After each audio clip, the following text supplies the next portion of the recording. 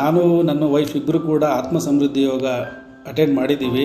15 ದಿನ ಕೋರ್ಸನ್ನು ಅಟೆಂಡ್ ಮಾಡಿದ್ದೀವಿ. 21 ಅಧ್ಯಾಯಗಳನ್ನು ತುಂಬ ಸವಿವರವಾಗಿ ಉದಾಹರಣೆ ಸಹಿತ ನಮಗೆ ಅರ್ಥವಾಗುವಂತೆ ಹೇಳಿದ್ದೀರಿ. ದೇಹ, ಆತ್ಮ, ಮನಸ್ಸು, ಸೂಕ್ಷ್ಮ ಶರೀರ, ಕಾರಣ ಶರೀರ, ಅದರ ಬಗ್ಗೆ, ಆಮೇಲೆ ಆಧ್ಯಾತ್ಮಿಕ, ಆಮೇಲೆ ಕರ್ಮ ಸಿದ್ಧಾಂತ, ಕೌಟುಂಬಿಕ, ವೈಯಕ್ತಿಕ, ವ್ಯಾವಹಾರಿಕ, ಸಾಮಾಜಿಕ, ಲೌಕಿಕ, ಆಧ್ಯಾತ್ಮಿಕ, ಯಶಸ್ಸು, ಕೀರ್ತಿ, ಗುರಿ ಸಾಧನೆಗಳಿಗೆ ಹೇಗೆ ಪಂಚಭೂತಗಳು ಅಭಿವೃದ್ಧಿಯನ್ನು ಹೇಗೆ ಹೊಂದಬೇಕು, ಸೂತ್ರಗಳು, ರಹಸ್ಯಗಳು, ತಂತ್ರಗಳ ಬಗ್ಗೆ ಸವಿವರವಾಗಿ ತುಂಬ ಕೂಲಂಕುಷವಾಗಿ ಉದಾಹರಣೆ ಸಹಿತ ನಮಗೆ ಅರ್ಥವಾಗುವಂತೆ ಹೇಳಿಕೊಟ್ಟಿದ್ದೆ ಗುರುಜಿ. ನಾನು ನಮ್ಮ ವೈಫ್ ಇಬ್ಬರೂ ಕೂಡ ಕೇಳಿದ್ದೀವಿ. ನನ್ನ ಸಲಹೆ ಏನಂದರೆ ಎಲ್ಲರೂ ಕೂಡ ಅವರು ಮತ್ತು ಅವ್ರ ವೈಫು ಮತ್ತು ಮಕ್ಕಳು ಒಟ್ಟಿಗೆ ಕೇಳೋದ್ರಿಂದ ಅರ್ಧ ಸಮಸ್ಯೆಗಳು ಬಗೆಹರುತ್ತೆ. ಯಾಕೆಂದರೆ ಅವ್ರಿಗೂ ವಿಷಯ ತಿಳ್ಕೊಂಡಾಗ ನಾವು ಹೇಳೋದು ತಪ್ಪುತ್ತೆ. ಹಾಗಾಗಿ ಗುರುಗಳು ಎಲ್ಲರಿಗೂ ಮನಮುಟ್ಟುವಂತೆ ಹೇಳಿಕೊಟ್ಟಿದ್ದಾರೆ ಗುರುಜಿ.